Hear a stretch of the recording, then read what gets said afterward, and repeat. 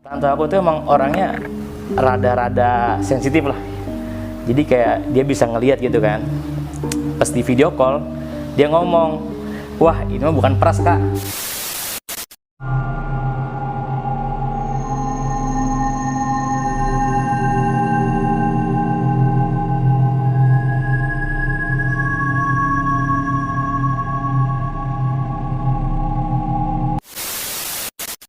Assalamualaikum warahmatullahi wabarakatuh.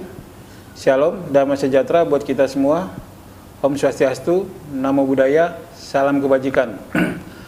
Halo guys, selamat datang di HRPS Channel. Hari ini kita sudah kedatangan seorang narasumber yang ingin bercerita tentang pengalaman misterinya. Mari kita sapa narasumber kita. Halo Bang Pras, apa kabar? Sehat-sehat, alhamdulillah sehat-sehat. Gimana Bang, sehat? Alhamdulillah sehat nih. Kalau ada cerita apa nih Bang yang ingin diceritakan untuk sahabat-sahabat di rumah? Mungkin gue bakal bagiin sedikit cerita sih ya tentang tentang kehidupan gue pribadi gue yang mengalami hal misteri-misteri itu sih. Oke, ditahan dulu Bang ceritanya. Untuk sahabat-sahabat di rumah, mohon bantuannya. Like, share, dan subscribe video ini supaya kita bersemangat lagi, biar kita lebih bersemangat membuat video-video berikutnya. Mari kita dengarkan cerita dari Bang Pras. Oke, ini gue mulai nih ya. Ini kejadian itu di tahun 2020, tahun lalu kemarin. Ini kejadian agak aneh sih. Kenapa agak aneh? Karena ini dari awal cerita aja ya. Awal cerita itu kan emang gue sama teman-teman kan emang sering nongkrong, sering main gitu kan.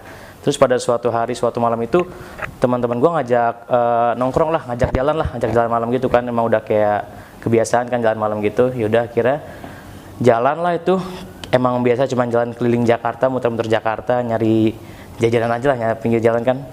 Posisinya jalan itu siang apa malam Bang? Malam, itu malam. Dari jam 10 malam udah mulai Dari jalan. jam 10 malam ya? Jam 10 malam tuh jalan-jalan ke Jakarta, biasalah keliling-keliling biasa.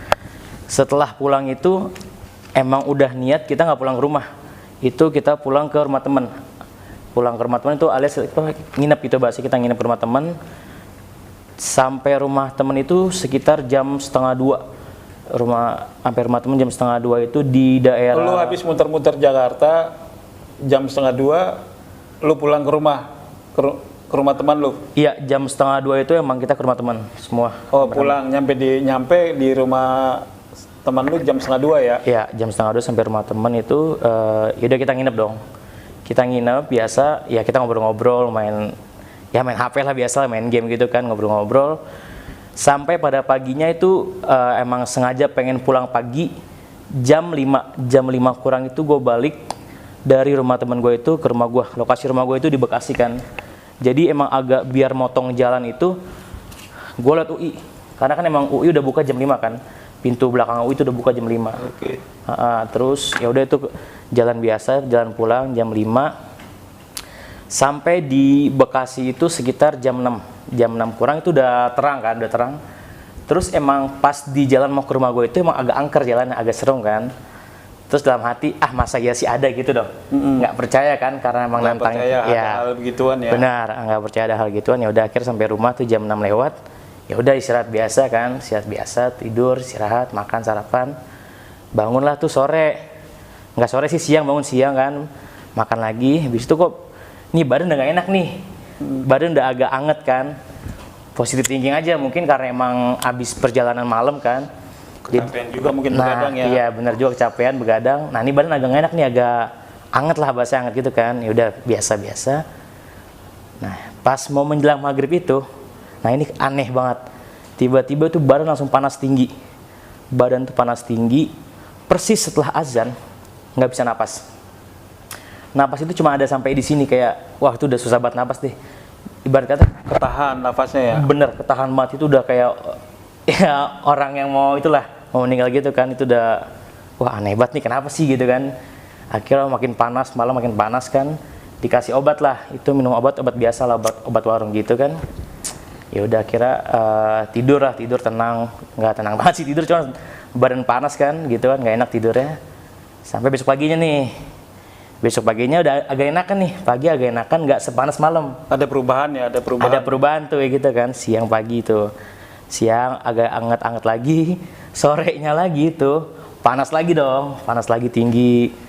Maghribnya itu sama kejadian persis kayak kemarin. Napas itu ketahan banget di sini. Wah, tuh udah berpikir kan, oh yaudah berarti besok ke dokter aja nih, kayaknya udah minum obat yang dari itu nggak mampu nih, obat warung gitu kan, nggak mampu. Akhirnya ya udah dikasih obat lagi malam, tidurnya cuman ya kayak biasa nggak enak tidur ya. Gimana sih kalau tidur orang sakit gitu kan? Iya. Nggak enak banget kan. Ya udah tidur, akhirnya besok pagi ke rumah sakit, ke dokter kan. Ke dokter jam 8 pagi kalau nggak salah. Jam 8 itu ke dokter, dicek lah sama dokter. Ternyata dokter itu ngira tuh gue itu kena COVID. Karena emang gejalanya sama persis gejala COVID. Panas tinggi kalau malam, mual. Sama itu, napas nggak bisa ketahan kan. Makanya di situ dokter bilang COVID. Lu muntah-muntah nggak bang? Kalau muntah-muntah sih enggak, cuman mual aja itu, mual. Nggak tahu kenapa dia tuh mual. Ya udah kira di dokter kan. Ke dokter, kata dokter suruh rapid. Zaman itu belum ada yang namanya PCR. Baru rapid kan, ya udah kira rapid. Hasilnya negatif. Kata dokter itu ya udah kamu minum obat dulu ini. Karena emang hasil kamu masih negatif kan. Oke, minum obat dari dokter lah. Siang sampai rumah, makan, minum obat, segala macem, itu agak enakan lah badan. Nggak separah kemarin, agak enakan. Menjelang sore, sama lagi persis kejadian. Sakit lagi, panas banget, tinggi. Maghribnya sama kayak kemarin gitu kan. Akhirnya, ya udah ditahan dulu karena masih ada obat dari dokter. Dan itu kita ngira tuh emang sakit medis, bukan sakit non medis gitu kan. Ya udah akhirnya minum obat dari dokter. Setelah 2 hari atau 3 hari setelah dari obat dokter itu habis, ke dokter lagi dong, kita konsul dong, karena emang ini penyakit nggak sembuh-sembuh. Setiap habis sore itu panas tinggi, pas maghrib itu nggak bisa napas, malam panas tinggi. Akhirnya ke dokter lagi. Pas sampai dokter lagi sama kayak dokter itu, dokter bilang ini kayaknya kamu COVID deh, gitu kan. Coba kamu rapid lagi sekali lagi gitu kan, mungkin yang bahan hasil error atau belum terbukti COVID kan. Ya udah akhirnya kita ikutin dokter tuh, kita rapid lagi, rapid kedua, hasil masih sama, negatif juga. Nggak tahu itu aneh banget kan, hasil masih negatif. Ya udah akhirnya dikasih obat lagi sama dokter, obat buat ya obat biasa lah, buat panas gitu kan, karena emang COVID nggak ada obatnya. Ya udah minum obat dari dokter, sama aja kayak gitu, nggak ada bedanya dah, nggak ada perubahan. Setiap sore panas tinggi, habis maghrib itu napasnya susah banget segala macem. Terus udah aku lewatin berapa hari kayak gitu, masih nggak ada perubahan kan. Jadi udah 2 kali ke dokter nih bang? Itu udah 2 kali dokter, hasilnya sama aja, masih negatif positif negatif corona. Ya udah dikasih obat biasa kan. Setelah berapa hari itu akhirnya ke dokter lagi tuh, sama ke dokter yang sama itu, cuma sama dokter itu disuruh swab. Ini bukan rapid lagi, disuruh swab dong, karena kan kalau swab itu kan hasilnya lebih jelas kan, itu belum ada PCR. Suruh swab, ya udah akhirnya dirujuk ke RSUD Jat Sampurna, dirujuk ke situ. Jam 10 aku ke RSUD itu, tapi di posisi itu badan aku lagi panas tinggi tuh. Jam 10 itu badan aku panas tinggi. Pagi itu? Iya, itu panas tinggi. Akhirnya swab dong, swab segala macam. Udah kan, karena emang hasil swab itu kan nggak langsung jadi kan. Yeah. Kita nunggu dulu. Akhirnya aku ke dokter yang tadi tuh, yang sebelumnya itu, setelah swab. Kayak kata dokternya, kamu itu isoman dulu selama 14 hari karena emang belum kelihatan hasil swabnya. Ya udah dong, akhirnya balik. Itu dikasih obat lagi sama dokter kan, biasa obat kayak kemarin gitu. Ya udah kayak gitu terus, pokoknya setiap hari tuh sampai akhirnya hasil keluar swab itu kurang lebih 2 harian itu baru keluar hasil swab. Dan ternyata hasil swabnya itu ya masih negatif juga, masih negatif COVID kan. Wah, ini aneh banget kan, ini kenapa begini kan. Ya udah akhirnya dikasih obat, suruh isolasi mandiri kata dia. Ya udahlah, kita isolasi mandiri. Berhari-hari kayak gitu nggak ada perubahan, masih tetap sakit badan kan, panas tinggi, nggak enak banget ya tuh badan rasain kan. Sampai pada suatu hari itu malam tuh aku titiknya tuh sakit banget itu, sampai bener-bener nggak bisa napas kan. Itu malam keberapa bang? Itu kalau nggak salah udah hampir malam ke-8 apa 9 tuh, 9 hari kejadian itu kan, udah sakit banget kan malam kan. Akhirnya aku sama ibu aku kan, sama ibu aku di rumah, di kamar kan, aku ngomong nih, aku nangis. Ya Allah, kalau emang udah akhir cerita aku di sini, ya udah jangan ambil aja, cuman jangan kayak gini caranya, maksudnya sakit banget kan ngerasain kan. Tuh nangis segala macem gitu. Ya udah akhirnya malamnya itu dibawa lagi ke RSUD Bekasi. Iya. Itu emang udah parah banget, itu sakit udah parah banget. Akhirnya dibawa ke RSUD Bekasi. Pas sampai sana ngeliat itu isinya pasien COVID semua kan, ngedrop dong, aku dong makin ngedrop. Wah enggak lah, mendingan pulang aja gitu kan. Ya udah kira minta obat dari dokter tuh pulang. Habis itu pulang langsung minum obat kan, enak tuh, tidur tenang. Ya udah kayak gitu aja tuh selama berapa hari-hari tuh, kalau nggak salah sampai 2 minggu gitu kan. Akhirnya pada hari ke-13 apa 12 aku lupa, itu hari Kamis. Hari Kamis itu orang tua aku ngabarin ke nenek. Neneknya dibilang karena aku lagi sakitnya kayak COVID gitu kan. Akhirnya di video call lah sama orang tua aku ke nenek aku itu. Pas di video call itu ada tante aku. Tante aku tuh emang orangnya rada-rada sensitif lah. Jadi kayak dia bisa ngelihat gitu kan. Pas di video call dia ngomong, wah ini mah bukan pras kak. Nah dia ngomong gitu kan. Berarti bener nih dugaan nih. Ternyata bukan dari medis, ternyata non medis kan. Ya udah akhirnya hari Kamis itu sore aku langsung dibawa ke orang yang bisa lah. Dalam artian orang yang ngerti gituan lah. Iya. Itu kebetulan tetangga aku sendiri kan. Sore dibawa ke sana. Terus pas dicek segala macam aku nggak ngerti.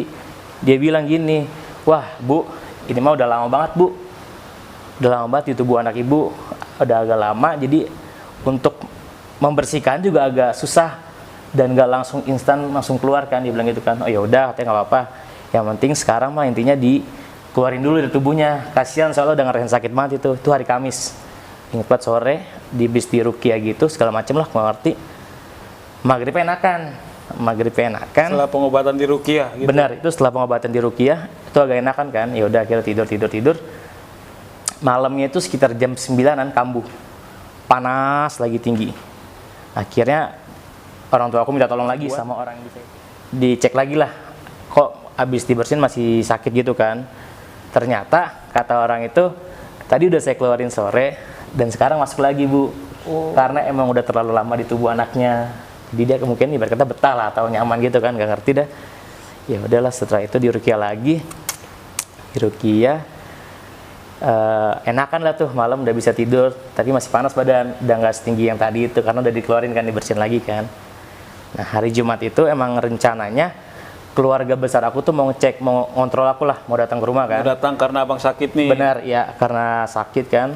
Tapi dia bilang kan kalau datangnya nanti agak maleman karena emang baru pada pulang kerja kan. Oh ya udah nggak apa-apa, it's okay. Hari Jumat itu pagi udah enakan, mendingan. Siang-siangnya itu udah mulai lagi tuh, sekitar jam 2 tuh udah mulai lagi panas tinggi badan, panas. Nggak enak lah, pokoknya gelisah lah, nggak enak kan. Akhirnya orang tua aku tuh minta tolong lagi sama orang yang kemarin tuh yang bersihin aku Rukia. Iya. Tapi orang yang Rukia aku pertama itu lagi kerja. Jadi posisi dia nggak bisa kan. Dan akhirnya minta tolong ke temennya dia, temen yang orang bisa Rukia itu kebetulan tetangga aku juga sama. Akhirnya dia ke rumah aku, di Rukia lagi tuh, itu 3 kali Rukia. Di Rukia 3 kali, dia ngomong juga, ya ini mau masuk lagi bu, ini mau masuk lagi, kemarin kan dibersihin katanya kan. Cuman emang karena udah kelamaan segala macem, akhirnya masuk lagi dia. Ya udah minta tolong dibersihin lagi. Itu sore tuh, sekitar jam 4-an kalau nggak salah. Setelah dibersihin agak enakan lah tuh, agak enakan. Terus nggak lama setelah itu 1 jam atau setengah jam kalau nggak salah, aku lupa, keluarga aku datang.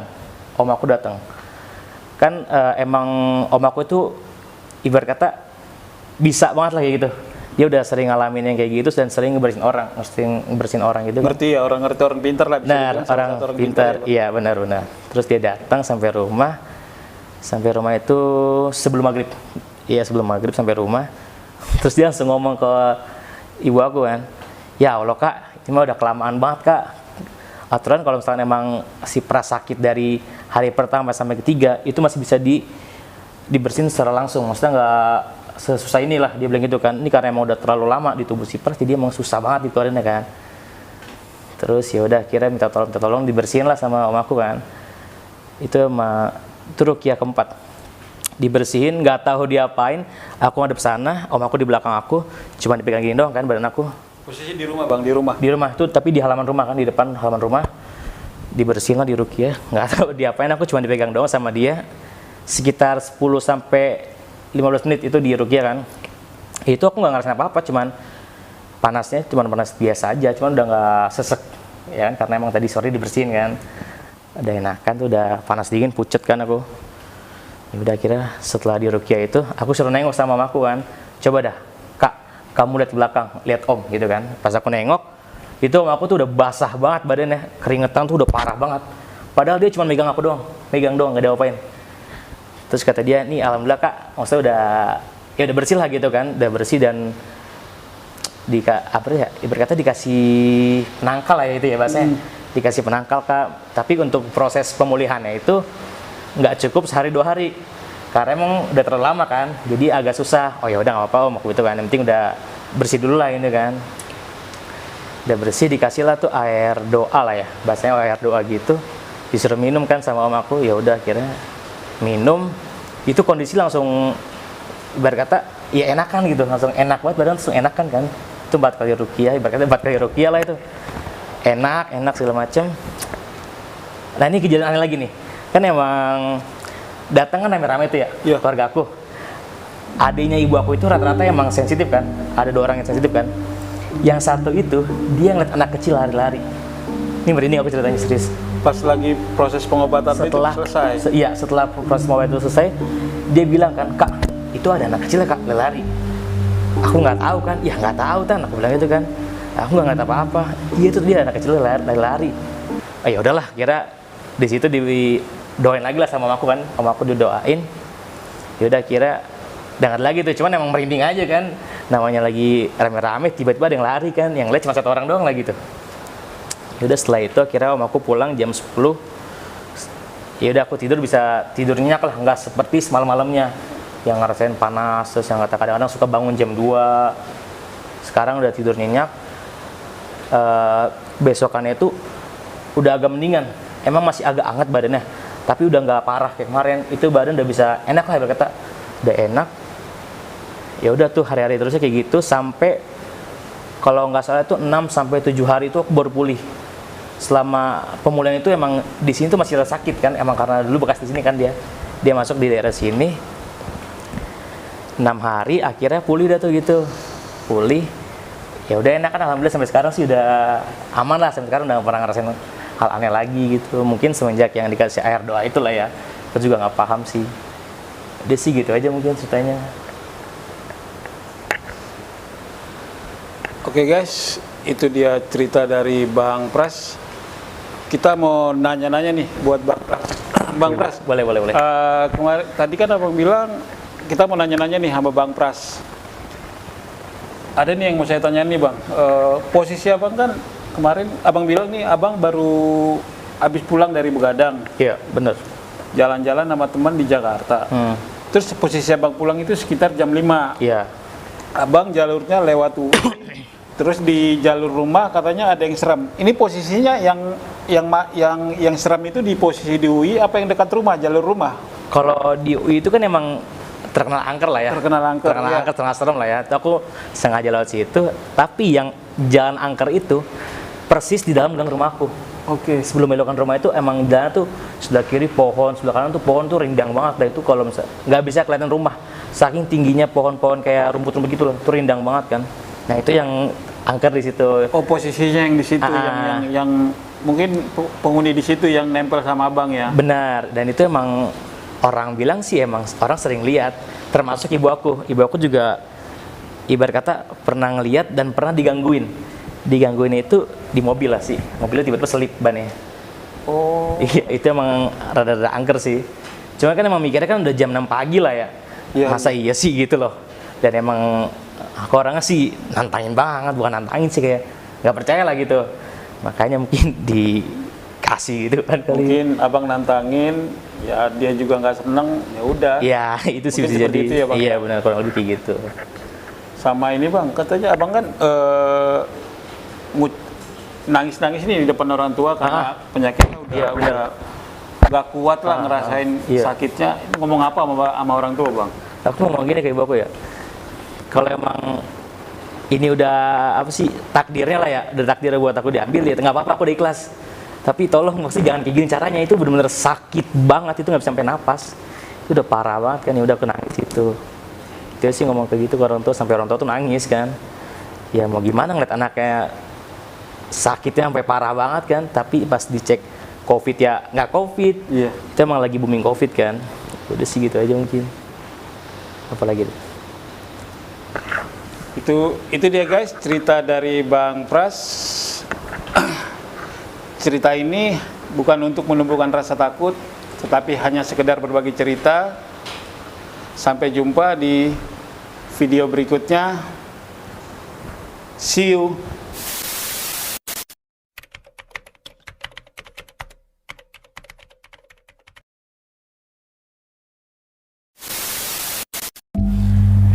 dan mungkin emang sebelum kejadian yang saya alamin itu ya, yang sakit itu 12 hari sampai 2 minggu itu, emang udah banyak hal aneh sih, kejadian aneh di rumah. Ya mungkin nanti next bakal saya undang sih Abang saya sini untuk menceritakan lah gimana sih kejadian di rumah itu, karena emang dia itu yang benar-benar ngerasain dan ngalamin sendiri gitu. Mungkin next bakal saya undang sih dia.